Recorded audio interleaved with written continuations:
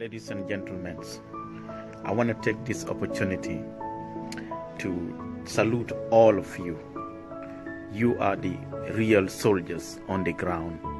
You are the ones fighting real battles day in and day out in trying to make your communities better, in trying to improve the lives of the people. So I encourage all of you to stay the course, to continue to stand, to continue to push forward, because I know the struggle is tough and sometimes the challenges are too many to bear. But I ask all of you not to give up, not to relent in your pursuit. I know we will achieve a lot because we are also many. When we unite, we have numbers. And when we have numbers, we cannot fail, because nothing is impossible for multitudes who stand for progress, who stand for something.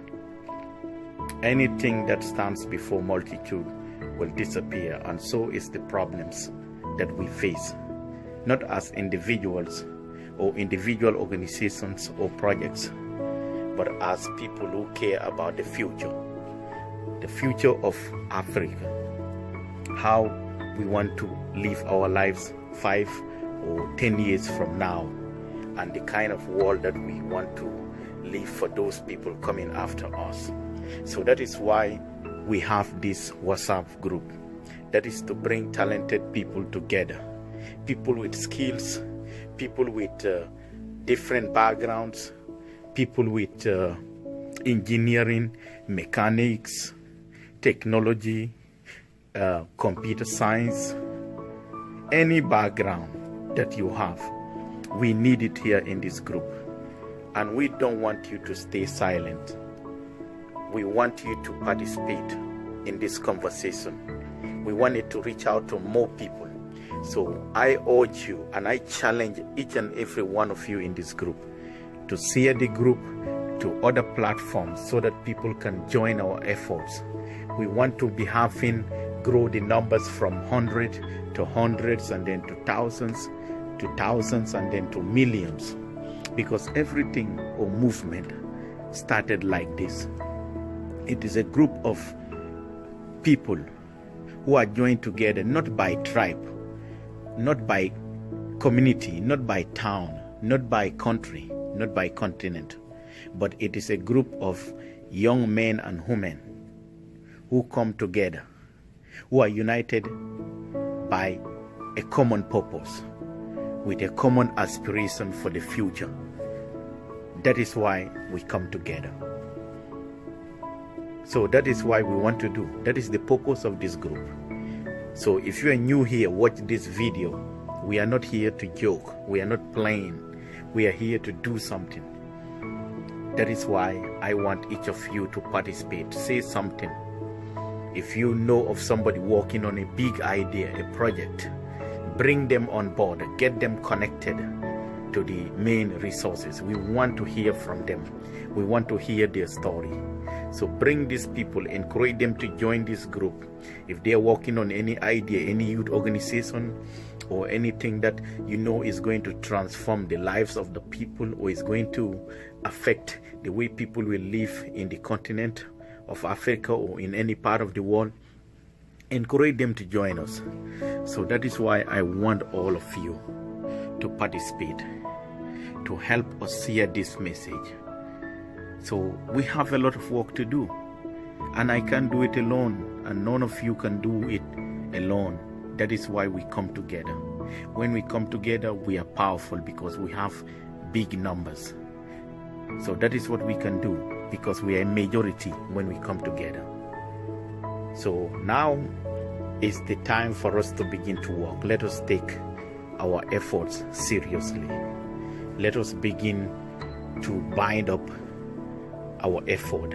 Let us summon courage to continue to persist, to continue to fight forward, to continue to drive forward, because we need people who are far-sighted, who are long-sighted, who believe in the future, who have hopes and aspiration for a better world. I think we can do this. We can do this. We can do this. So don't you ever be shy away from your goals, that it is impossible, that we are too afraid to try. I am telling you that, yes, I am Emmanuel, and I am the coordinator of Teach the Young Initiative. So we also have a Facebook platform whereby you can go to check our information. We have a page, it's called Teach the Young Initiative. So you can go to Facebook and find the page over there. We also have a group too on Facebook, which is called Teach the Young Initiative Group. So I encourage you and urge you to go and join this group, because what we are about to do is something remarkable, and is tremendous, and it is something that you have not seen before.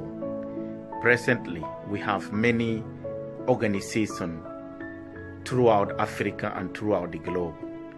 We have not been able to solve all these problems because most of these organizations are either doing less or not doing enough. And I don't think that it is a valid argument for us who now live here in these present times to argue that those people who have founded those organizations before us and those people who came before us have done it all and we have nothing left to do. I disagree with that type of sentiment. I believe that each generation have their own work to do, and it is incumbent upon us to bear the great responsibility of meeting our obligation and fulfilling our duties as long as we are here on this earth. Because God created us, He gave us each a talent to continue to use that talent for His own glory, for the well-being of our communities, and for the benefit of mankind. And that is why it is so essential that we come together, work together to continue to solve these problems.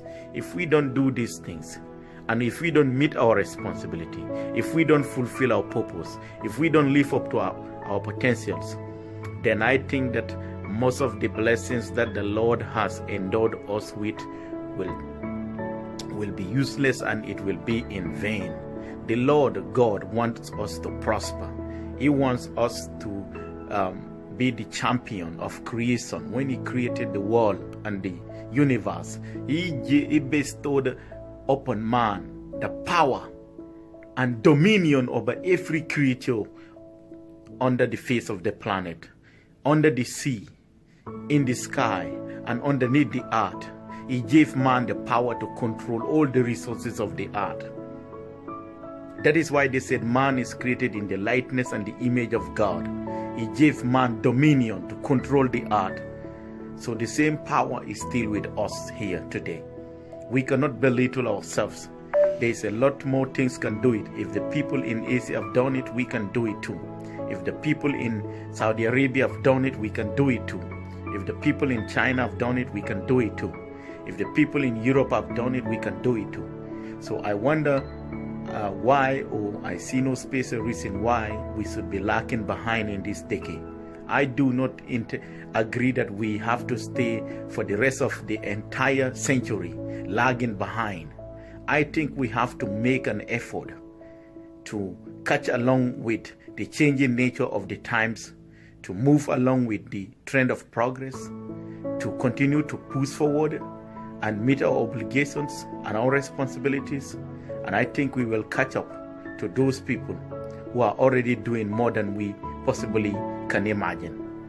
I think that we can do something, because complaining won't solve the problem, especially the tragedies of Africa. It is a story that is not an ease telling. What we need now is not a time of life, but a state of mind. We need the state of mind. Mind creates, folks. Mind creates. We need to use our mind. Start to imagine things, to innovate, to solve real problems. We don't want to be talking about impossibilities. We want to start with small things that we can do. Each of us can do, whether it is a project or whether it is an